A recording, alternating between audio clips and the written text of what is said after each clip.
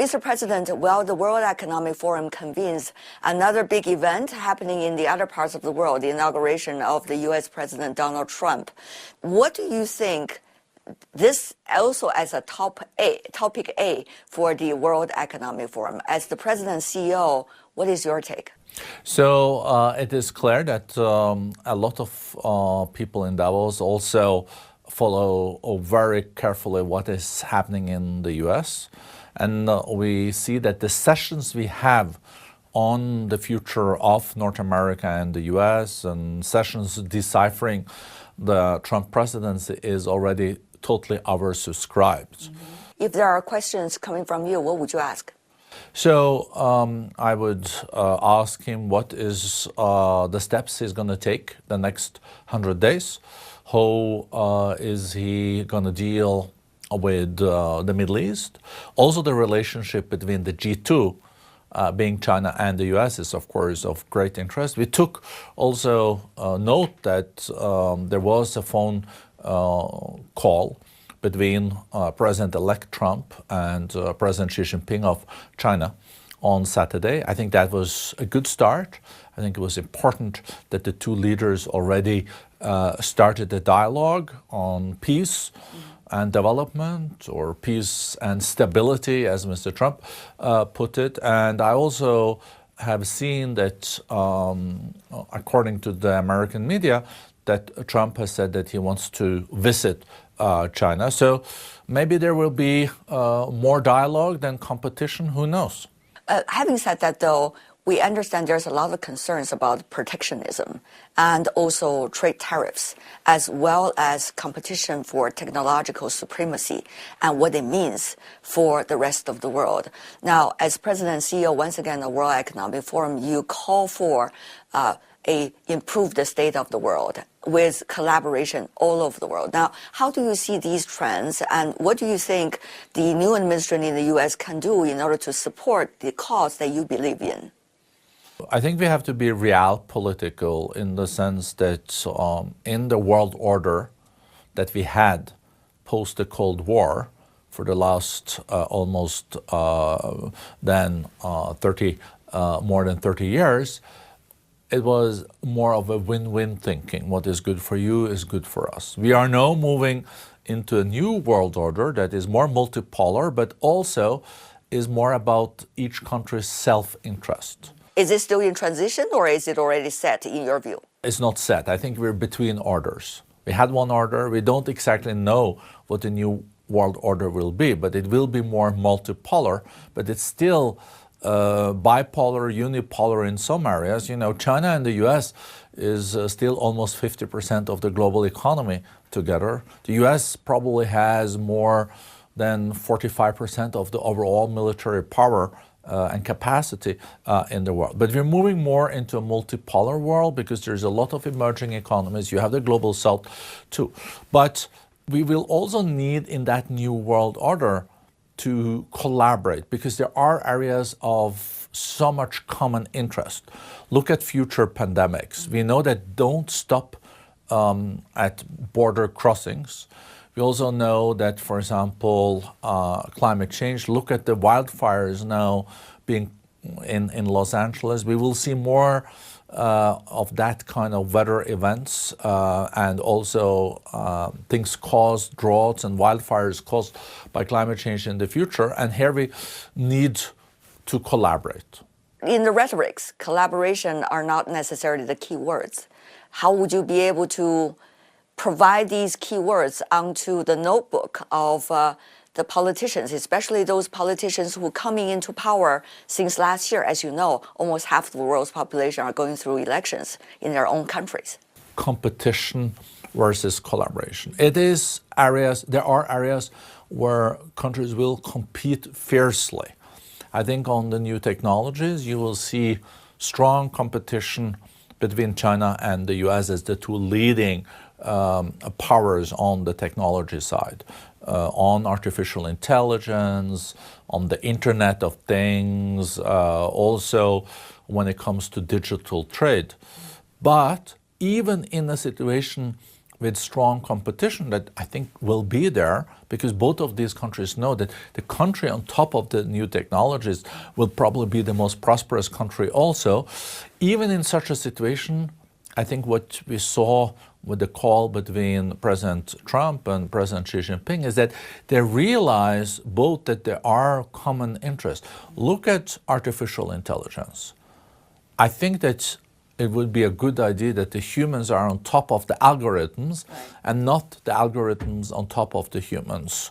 And I think it was excellent when President Biden and President Xi Jinping signed this agreement in Peru, where they said that artificial intelligence has nothing to do with being there when it comes to nuclear weapons. Yeah. The use of nuclear weapons is a pure human decision. Right. And of course, some people would say that should be very obvious, but that shows that there are at least a willingness to also discuss areas where we maybe, hopefully, can see some traffic rules when it comes to AI, because today there are no traffic rules. In the latest interview with the Time magazine, Mr. President, you talk about the geopolitical deficit, if I remember the word. What do you exactly mean? How can we make sure there can be a surplus rather than a deficit?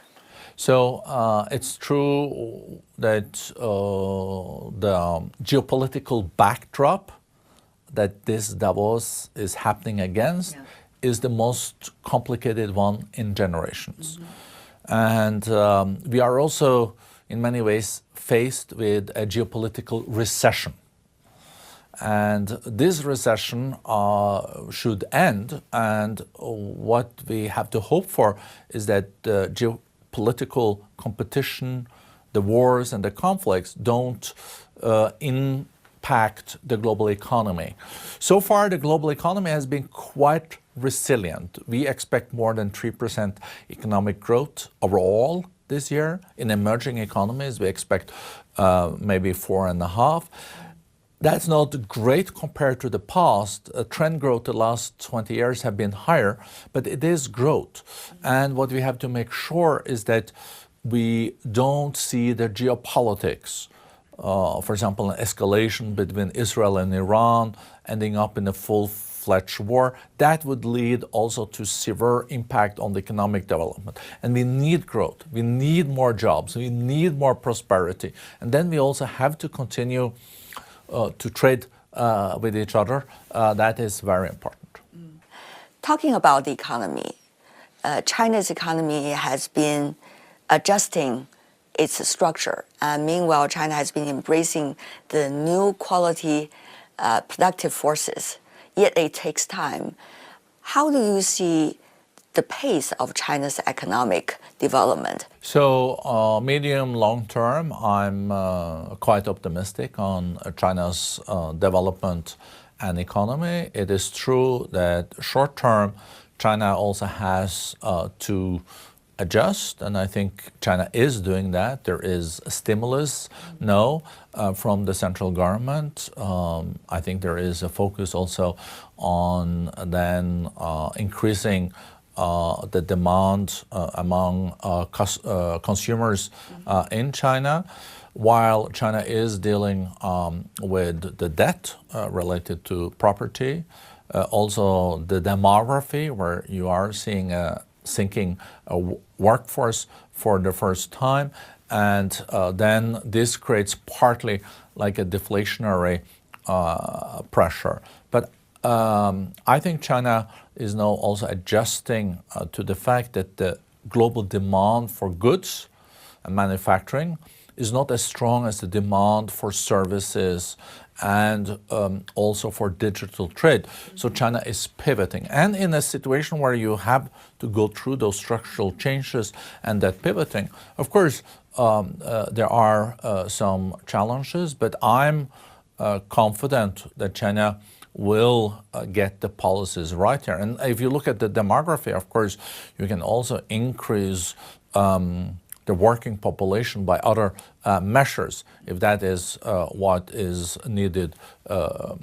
politically. From the World Economic Forum's perspective, what is the key to the Chinese economy with very rich experience you have had over the years? I think China has already taken some steps, that the U.S. market is still important for export for China, but it used to be 20% of China's export going to the U.S. Today, it's down to 12%. So 88% of what China produces is sold to other markets. I do think that the Chinese leadership is also looking at being less relying on export, but also opening up for more consumption domestically. But that is not done overnight because people also in China do save. Yeah. So if they save a lot. Yeah. So if people get more money, they don't spend them, they save them. And this is also related to the situation in the property market. So one has to walk through that. What works in the interest of China is also that research and development and among the amount of people that are well educated, and increasingly so, is the basis for also dealing with a new intelligent economy. So every year, as you know, there's 12 million students leaving universities in China. 2.8 of them are very good engineers. Currently, they're struggling a bit to find jobs, but I think when China is pivoting more from then manufacturing into digital economy, digital trade and services, then this will also solve itself. But it's a period where one has to be a bit impatient, but also structural reforms is now the basis also for future success. And of course, China has then a clear plan for this. So we do expect 5% economic growth for China this year. That's not bad compared to what we're seeing, for example, in Europe, where we're seeing 1% economic growth. 8 years ago, when Chinese President Xi Jinping was delivering a keynote speech at the World Economic Forum annual meeting, at which won tremendous response from the international community. A lot of things have changed, but upon the 8 years, which is usually a big year for Chinese, what do you think about the nature of the messages carried in that speech? And what does that mean for the forum and China? So we really appreciated a lot then President Xi Jinping's speech in 2017 here in Davos, where he underlined that we are all in the same boat, and even in a more multipolar world, we have to keep multilateralism. And it's important when there are more key players, there should abide to some key rules, and also that the UN Charter should be upheld. And I think that was a strong message. We appreciate so much the collaboration we have with China. We also know after Winter Davos, we're preparing for Summer Davos in Tianjin. Yeah. And we know there is also a lot of interest among the senior global business community about China, and also to understand better the development. What about the cooperation possibility between China and Europe, since the World Economic Forum is headquartered here in Europe?